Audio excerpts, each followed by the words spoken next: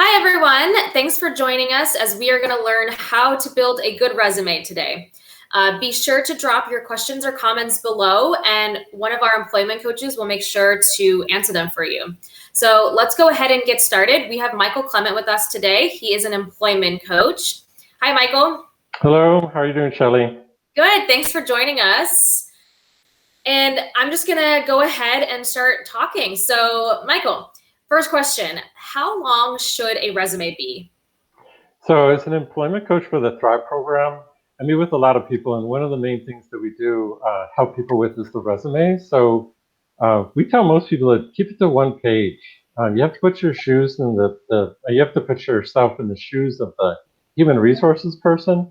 So, think about all the resumes they have to read every day. You should keep it to one page, unless you have like a lot of experience or a lot of education. Then maybe 2 pages. And I always tell people the only people that usually have a 5 or 6 page resume are like doctors or lawyers or professors, people that like need to do a lot of like they have to list all the publications that they have. So most people need a 1 page resume. Wow, I can't even imagine having a 5 to 6 page resume. Woo! Do you have a recommendation for the type of format someone should use for building their resume? So I always tell people keep your resume using a functional and a chronological. They call it a reverse chronological.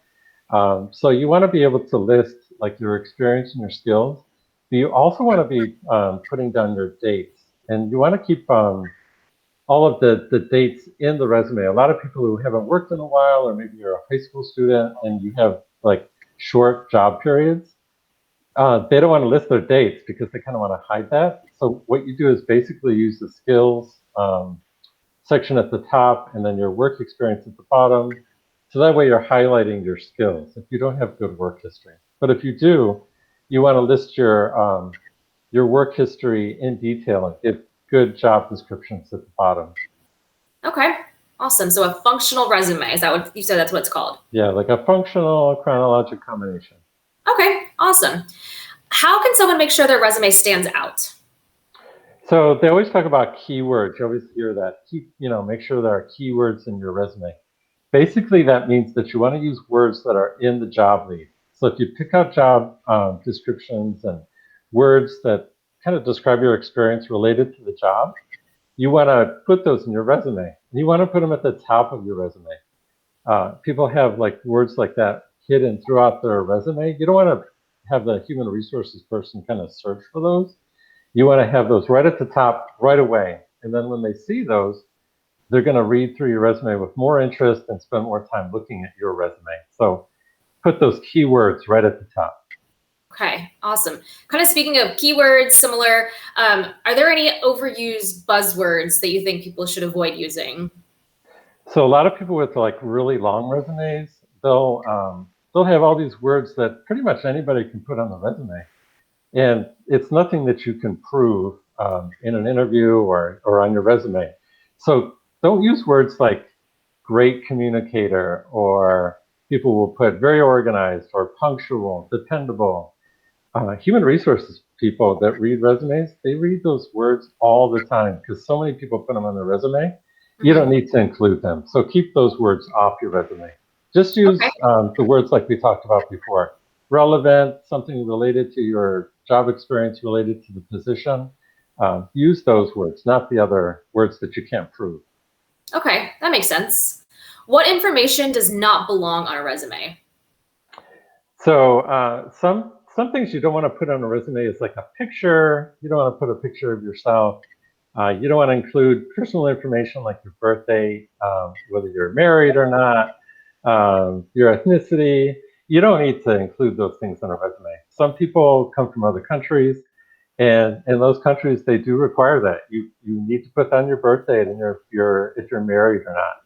But here in the United States, we don't need we don't look for information on a resume, any kind of personal information like that. But keep that kind of information off the resume. Okay. Should someone include a job that they've had that does not relate to the job they're currently seeking? Yeah, so a lot of people will say, I have this resume for a truck driver, or I have a resume for an office assistant. So you want to make your resume look like you're interested in the job that you're applying for, but you keep those skills like at the top of the resume, and all the jobs below, even if they're not related to the jobs you've done before or the jobs that you're applying for right now, you want to keep those jobs on your resume. Even though you're applying for a job as a truck driver, if you have a job as an administrative assistant, you want to keep that administrative assistant job in there because it's going to, like, if you don't include it, you're going to have a big employment gap. Okay. The time that you work there is going to show up. So you don't want to have all these gaps. So you have to include every job. That makes sense. The gap thing I think is really important. And then lastly, Michael, what are employers looking for in a resume? So employers basically they're looking right away to see if you have skills related to the job you're applying for. And you want to make sure that you don't put that you'll accept anything, or have your resume so general that it looks like you're ready to accept anything. You want to have your resume, especially at the top, specifically geared towards the job you're going for and the job you're applying for. So just make sure that everything in your resume is going to grab the attention of the human resources person. Okay, awesome.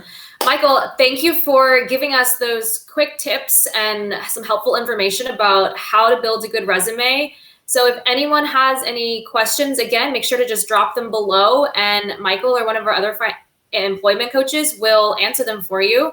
So yeah, thank you guys. And Michael, thank you for tuning or helping us answer those questions today. Thank you, Shelley. Thank you.